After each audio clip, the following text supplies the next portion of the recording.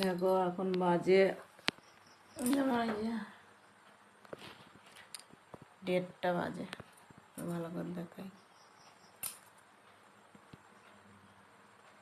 রাত 1:30। দেখেছ এই ফ্যানটা কেন পড়েছে এখান থেকে? আজ কপালে যে আমার কি ছিল, দেখো আমার মেয়ে উঠে পড়েছে। দেখো এই মশারিটাতে ফ্যানটা আটকে গেল, না এলে আজকে আমার কপালে খুব কষ্ট ছিল।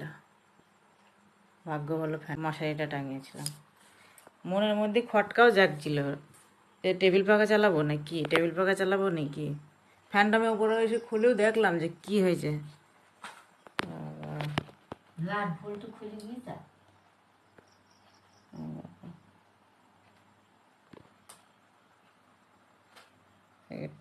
সত্যি ভগবান আমাকে বাঁচিয়ে দিয়েছে মায়ের আশীর্বাদে, আমাদের দুজনকেই। আমার মেয়ে উঠে পড়েছে।